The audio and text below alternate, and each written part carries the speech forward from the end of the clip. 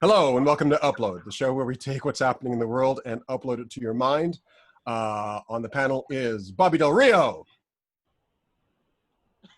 Mr. Todd Van Allen. I kind of look like Sam Elliott. No, you don't. Okay. Not even close. And last but not least, Lewis Taylor. Is everyone else bored with this? Oh!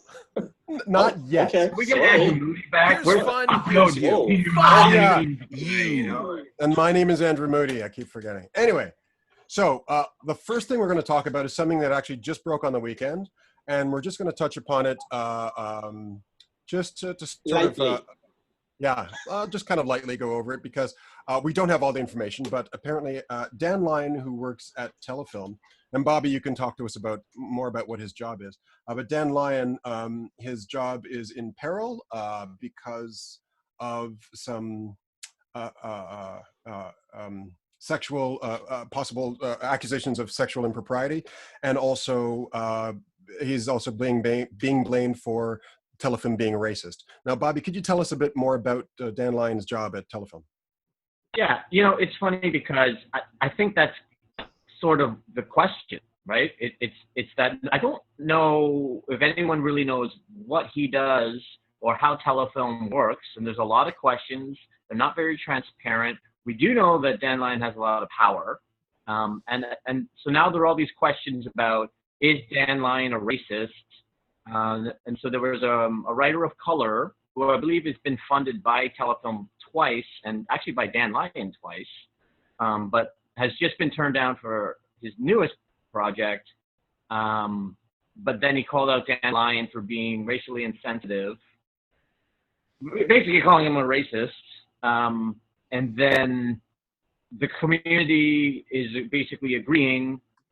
And then when that came out, Melissa D'Agostino, who's like an Italian filmmaker, basically said, and there's like a 7-minute interview that she did on a documentary called After Me Too, I believe, where she goes into detail about how Dan Lyon made her feel very uncomfortable and made a sexually suggestive comment, and then had a meeting, and then all these other women now are saying that basically he's done the exact same thing to them, and no one really knows what Telefilm's going to do about it. Like, that's kind of where we're at. That's basically the story. It's evolving every hour.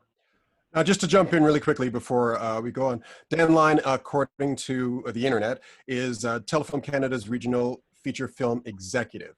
So he's in charge of, for Ontario and Nunavut, for being a film executive, but he doesn't actually read scripts and judge them and say, you get money and you don't. The structure of Telefilm is they have people doing coverage, what's called coverage, which means they hand the script off to somebody in the industry who's a writer or a director who makes a judgment, and they do a report and they hand that to Dan Lyon, and then he makes his decisions. Well, and you've done that job, right? Yeah, I've been a reader for Telefilm, and I'll tell you about that in a second. Todd, what's your take on the situation? Fuck you too, Jesus. I know. I won't talk about it now, Bobby. Wow. I guess my take is this a good time or a bad time for me to submit a script? Well, you joke, but dude, like, I didn't even tell you guys this.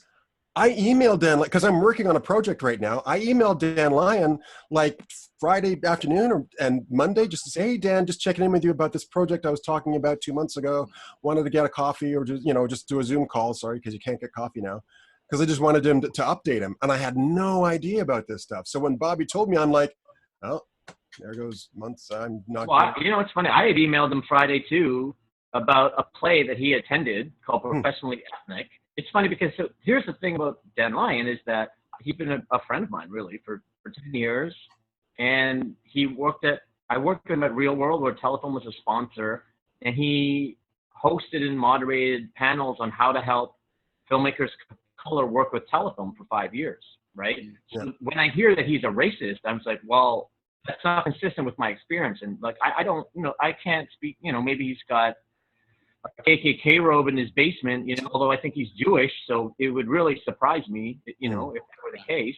But I don't know. But I think when you say he doesn't know anything about race, it's just not true. I just worked with him. Yeah. I would agree with my personal experience as well. I've had many meetings with him, and I have a pretty strong racial radar, racist radar. And I've And yet never, I'm still here. and yet Todd's still here. Mm. And again, like, I've had nothing but incredibly respectful exchanges with him. Like, full disclosure, yeah, Bobby and I have had business relationships with Dan Lyon for years, not just like months, but years. Anyway, sorry, Louis. I don't even think it's a secret. I mean, he's been all over the industry. You know, it's funny because I've had lots and lots of people privately tell me, thank you for defending Dan, because I feel the same way I feel. And this is like people of color, this is white people, this is women, this is all ages. But at the same time, and look, it's an interesting conversation because there's a lot of women and people of color who say they feel that he's been very racially insensitive, he's been sexually suggestive comments. And look, I can't defend that sort of aspect of his personality. I haven't experienced that, but that doesn't mean that he hasn't done it. So this is the debate, right? Yeah. Mm. I mean, my take on this, because I really don't have any kind of relationship with Dan. I've just seen him at some events and talked to him a few times. And my take on him is that he is a fish, largely a fish out of water, trying to air swim.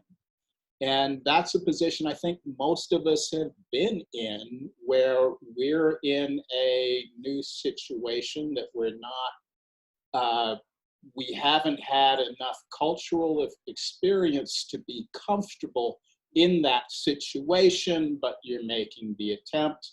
And anyone that knows me knows how many times I've put my foot in my mouth.